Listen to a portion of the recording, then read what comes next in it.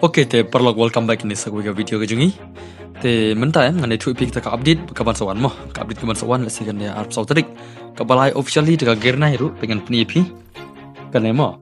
Ba dear survivors, Gold Royal and Luck Royal will be removed from free player max on 24 June kemat ba yakni ka Lucky Royal pat ka Gold Royal begitu ba spin mo dari kat stem kat blue kin sa avengna ka arp sautrik June kemudian ni braiven mi. Nangta after the update, Gold Royal vouchers and Lucky Royals will no longer available and can be exchanged for a new Gold World voucher mo. Ese pin ong wait Gold World voucher mo.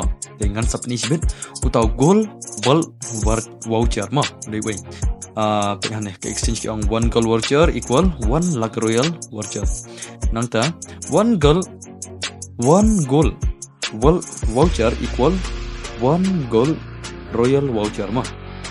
Player may choose to either use their current Gold Royal and Lucky Royal vouchers before the update or keep them and save exchange for Gold World vouchers after the update. Please take note of the upcoming changes and plans of your vouchers. Let's say pinaw komuno tadi. Te ngan pni pi udai wait tama.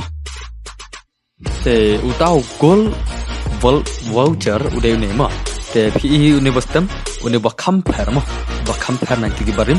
Te udai une let's say piang ini kita sini gondai let's say kalau abang kene mo kat jing es kojung update let's say mars mi tau Gold voucher kalau abang kene keriam berni kon ngatrai jing ko spin ne ki an claro reda kawan kene tika bas ya kene keriam den na ne keriam tika bas mo ada kan yo free spin gum tu te nam tak update per ngan sa ye thoi pi te sarang kersan nga ada pila sa sila jru te ऐसे कसोर जंगार का कंपेयर करने मार मगा जर हो मा ते उसमें एक कसोर बनता आखिर बाहर बन पला की कंटेंट की बागान बकरन मने रेक्टांग ताई परलो खुबलेश bone ngан second epi ka next video bat ngatrai ka best kani gariam bat kawir ka jing peklayam ba yakin ki tiar berim kin pengno kin sabut ada tiar bat mai ke bawang ba all players remove new players coming te tang tai perlo see you next video.